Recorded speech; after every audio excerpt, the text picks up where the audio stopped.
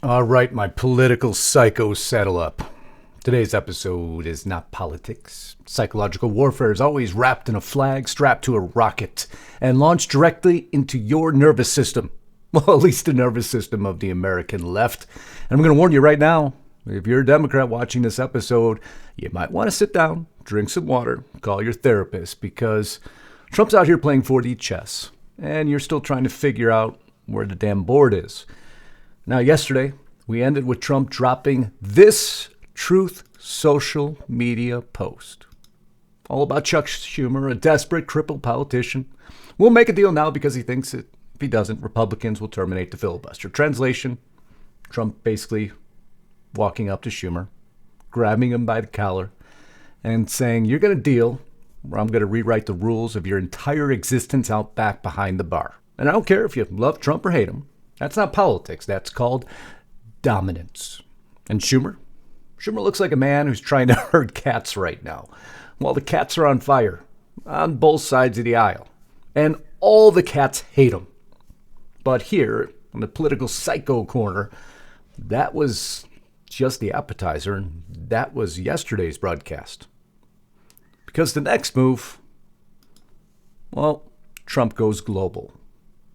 And when Trump goes global, people start sweating.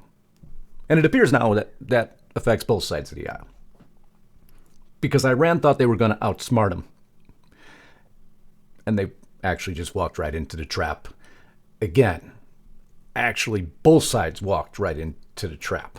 Republicans, Democrats, and let's just throw Iran in the mix too. But let's circle back for a moment, because one side's going to say he destabilized the Senate. He undermines institutions. He weaponizes the rules of law to bulldoze opposition. And yes, in some ways, the filibuster is one of those things that has historically forced compromise. It slows things down. A slow government, in my opinion, is a very good thing. A government that moves too fast is a very bad thing. Sometimes it prevents political steamrolling.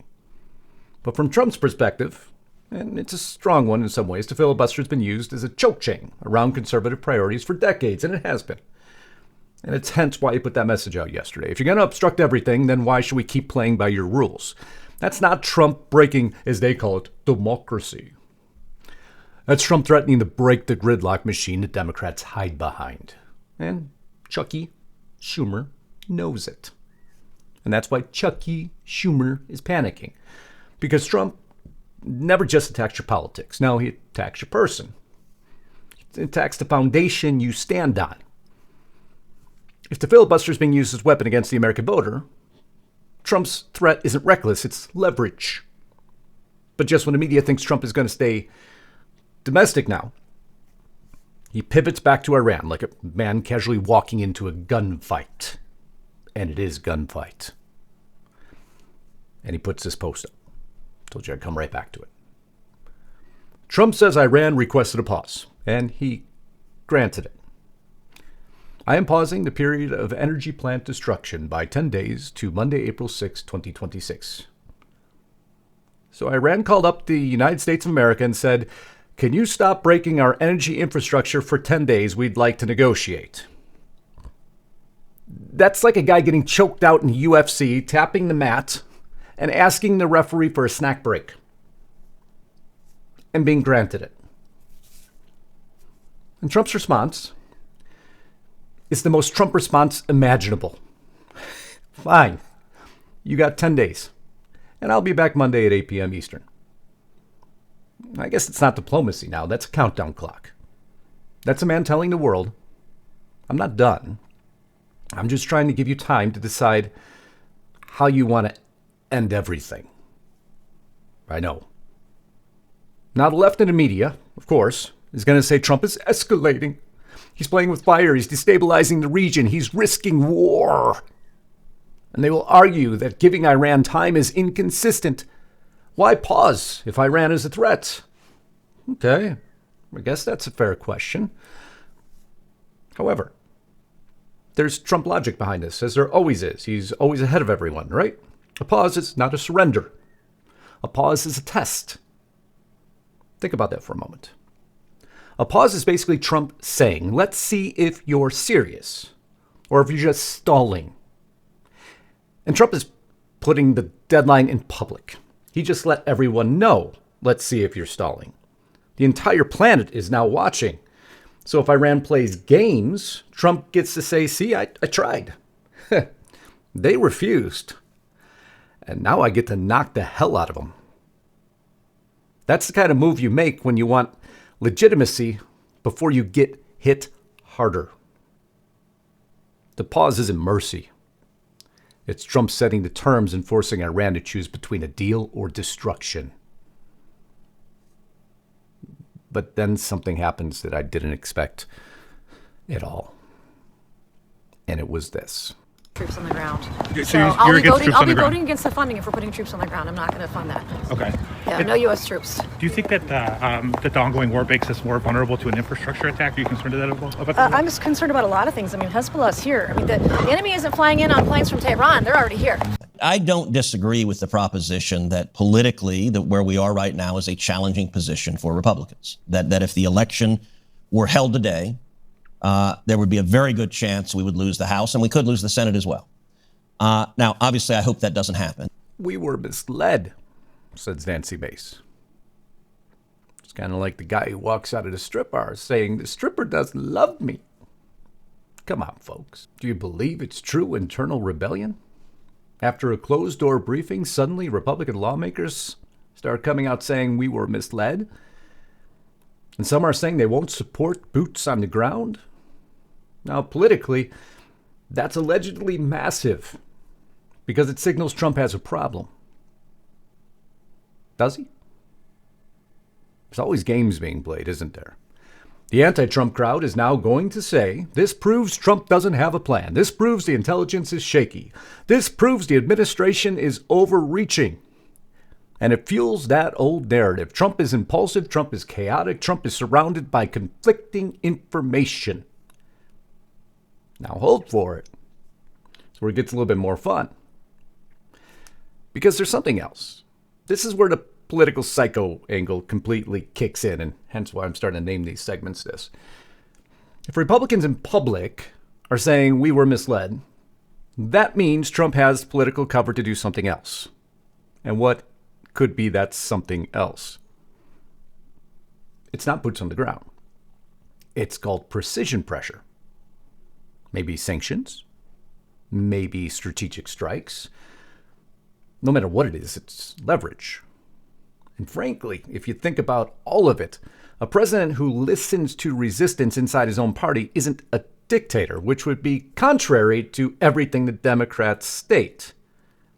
That would be a president testing boundaries. And the fact that the GOP is pushing back might actually strengthen Trump's negotiating hand with Iran.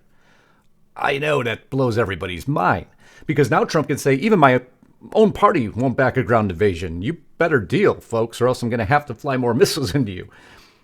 This GOP revolt could actually make Trump stronger because it increases pressure on Iran while limiting escalation options. So while Washington argues, however, this is the part I don't like, Iran starts fortifying Kharg Island, the most important strategic oil target on Earth. And this is the time you got to get serious. Reports suggest Iran is fortifying Kharg Island, preparing defenses, and laying traps. Not good. Alleged headlines about 1 million fighters. Not good. And nuclear language is creeping into the conversation. Not good. Let me explain something. When a country starts saying nuclear out loud, that's not always because they have it. Sometimes it's because they want you to fear they have it. Fear is a weapon. And Iran has been using fear as a currency for decades. That's about all they have left right now. And if you're on the opposite side of the aisle, if Trump escalates too hard, you trigger a regional war. If you hit the wrong target, you unify factions against the United States of America. Nancy Mace just named that. If you push too far, you might accelerate Iran's nuclear program, and that's not irrational. It's a legitimate risk. But what are you going to do? Just let them build everything? Iran's been threatening the world forever. This argument drives me absolutely insane. They only negotiate when they feel pain and fear. And Trump is a pain delivery specialist. He's the enforcer.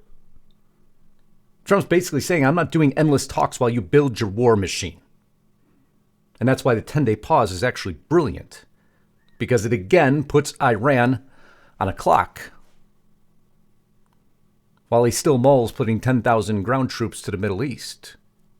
If Iran is fortifying instead of negotiating, Trump just exposed them.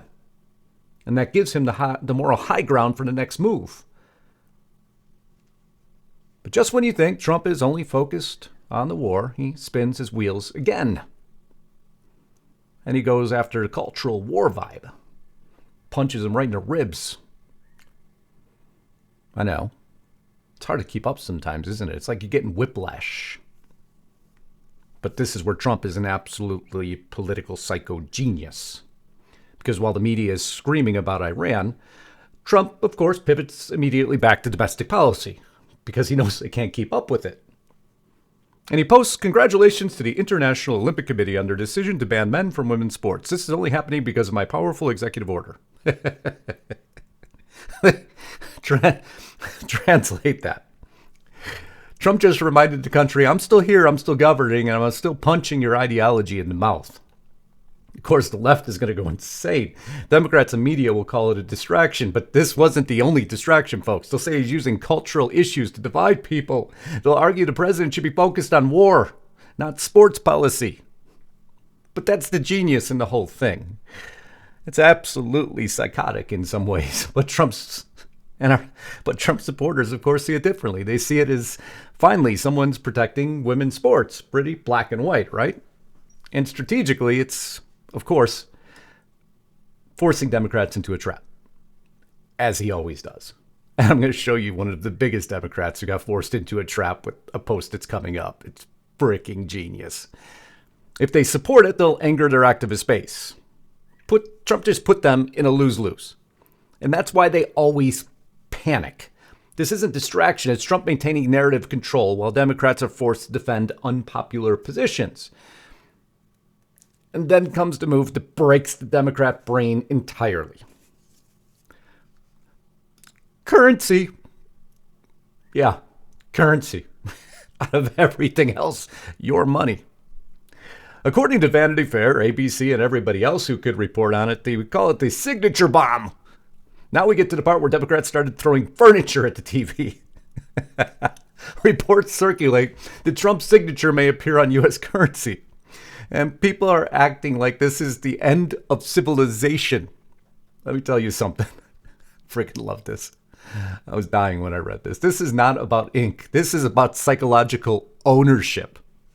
Trump now owns them because money is symbolic. Money is identity. Democrat implosion imminent after Scott Bessent announces historic changes to U.S. paper currency. And if Trump's signature becomes part of the American currency system, that means every Democrat will have to touch Trump's name every single day. Every cup of coffee, every rent payment, every grocery run. That is cultural domination. Oh, that is freaking powerful. What's the left going to say now? It's authoritarian. It's narcissist. It's cult branding. I have to touch MAGA every day. They'll argue it's a dangerous precedent. And fair enough. It's definitely a bold move. You can't argue that. What's Trump going to say? Well, I'm good. Most of his supporters are going to call it a victory lap. Who wouldn't? A sign that the country is being reclaimed from elite bureaucracy. But there's a much deeper point here.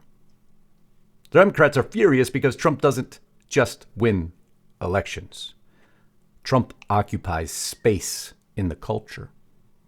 He becomes unavoidable. And the left can't stand being forced to acknowledge him. The currency signature isn't dictatorship. It's Trump proving he controls the national narrative. And Democrats, hey, you can't frickin' stop me. But while they're screaming about money, we still have the airport disaster, don't we? So what does he do there? He usurps authority again. And he drops another message. He claims Democrats are refusing to fund immigration enforcement unless Republicans accept open border policies. That's an absolutely legitimate claim. And he's going to sign an order instructing Homeland Security Secretary Mark Wayne Mullen to immediately pay TSA agents. Again, if you like Trump or hate him, here's the truth. If TSA isn't paid, airports become war zones. Not metaphorically, literally. Terrifying thought, isn't it? Angry crowds, delayed flights, security gaps, kind of important points of entry. That's not politics, even though the Democrats have made it politics, which is despicable. That's national infrastructure collapse. I don't care what the critics argue on this one. He's bypassing Congress. He's using emergency powers too freely. He's escalating the DHS standoff, whatever they're going to say. And yeah, emergency orders should always be scrutinized. That's always fair. Because the other side can use them too. But, big capital B-U-T, maybe T.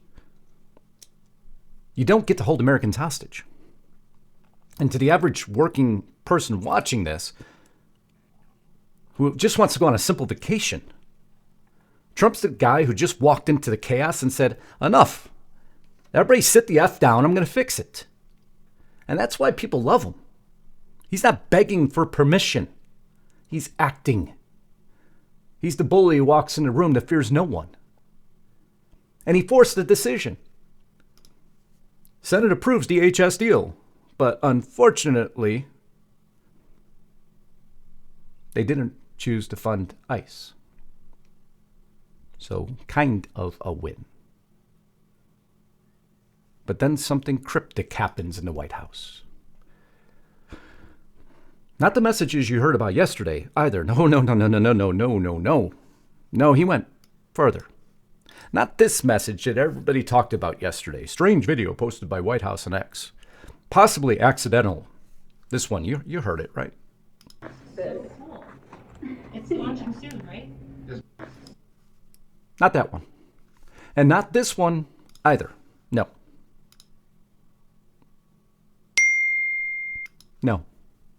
No, they went further. We got these cryptic messages were floating around, everybody in the world was talking about them. Internet spiraling. Because when the White House starts posting vague, ominous stuff, heads explode. That's not normal politics. That's suspense. That's narrative warfare. We talked about this yesterday. That's the government basically saying to everyone, we know something you don't. That creeps everyone out a little bit. And whether it's Iran, domestic policy, intelligence leaks, negotiations, it creates one thing. Anticipation. And anticipation is power. Trump understands that. The media hates that because it means they aren't controlling the story. Orange man bad is. Trump is. So what does he post? This. I can see an image in there. Can you? And he got the reaction I talked about yesterday.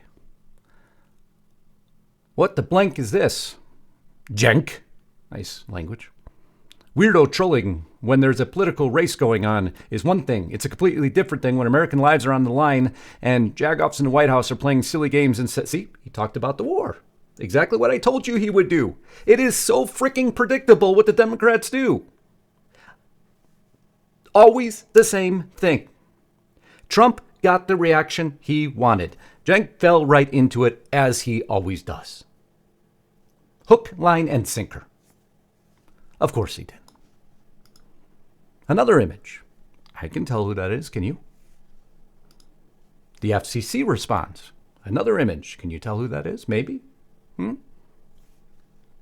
then a final one. I don't know, that also looks like me to a Make America Great Again hat. And a man who looks pretty familiar. But why would he do this? Why would he put this stuff out? The media keeps saying Trump is chaotic. But chaos doesn't move like this. Chaos crashes into walls. This isn't chaos. They want you to believe it's chaos. This is tempo control. Trump is hitting Democrats from every freaking angle. Filibuster warfare, Iran deadlines, GOP pressure dynamics, Kharg Island escalation, cultural war victories, currency branding domination, TSA emergency power flex, immigration enforcement confrontation, cryptic White House suspense drops. And Democrats? They don't know where to respond first or react first. They're not leading. They're chasing. They're reacting. And that's the most dangerous position you can be in politically. Because the man controlling the tempo controls the battlefield. Now, does this situation with Iran carry risk? Abso-frickin-lutely it does. Anyone who tells you it doesn't is lying to you. This isn't MAGA blind here. But here's the Trump argument, and it's why millions of Americans trust him. The world only respects strength. And Trump speaks that language fluently. Iran asked for 10 days. Trump gave him 10 days. But he didn't give him peace. He gave him a countdown. And when the clock hits April 6th, we're going to find out who's bluffing. You see, Trump ain't no political psycho. This is not just a presidency. This is a psychological campaign. And right now, Trump isn't just winning the argument. He's not only rewriting history, he's rewriting the entire political atmosphere. And the left not only can't handle the heat, they better get out of the damn kitchen. Because the political psycho era has officially begun. And trust me, folks, that is exactly where you want to be. Because their little era of normalcy, quiet, and the illusion of organization is what got us in all this damn trouble to begin with. A little bit of perceived chaos isn't a bad thing. I love you all. Don't forget, subscribe to the channel. Make sure your bell is checked all. Check in here every day. I maybe don't broadcast 1 day a week. That's it. If you don't see an alert, and when you do see an alert, I need you to click on it as quick as possible. Because that way, these platforms know that you care. And they'll send more alerts. Put a positive comment below if you love the video. If you don't, okay. You don't have to put a comment. But if you like where we're going here, you like the angle, join as a member, share the video, provide that comment, make sure your bell is checked all. Join if you're new here. Because I'm going to keep working every day. Because you deserve it. And if you want to learn more about Kharg Island, by the way, I did an entire exclusive broadcast over at Restricted Republic. One of my many, obviously. Sorry. Called Wrath of Kharg Island. This is what ends the war in Iran. Doesn't it seem prophetic now? If you want to learn about it, please get over to Restricted Republic. Subscribe today. Monthly, annual subscriptions. You'll learn in very succinct form, because when I do my exclusives there, there's no fancy graphics. It's just straight talk, you and me, one-on-one.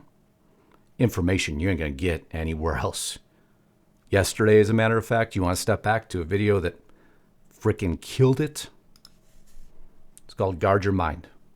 The Decentralized Techno-Libertarian Manifesto. This video rocketed. It is one of the most intriguing studies I've done in a long time. It's that sort of information you don't get anywhere else, and I work day and night to provide it there. I'd love you to join me over at Restricted Republic. That's our home news platform. That's Lisa Haven and we built that for you. So we can provide, no matter what happened on any public platform, you had your one source for news. Unrestricted. Unfettered. And we worked our tails off for it. And trust me, that catalog, you will never make it through. It is a monster. Love you to be there today. I love you all. Until next time, Godspeed and God bless. Justus Knight. Signing out.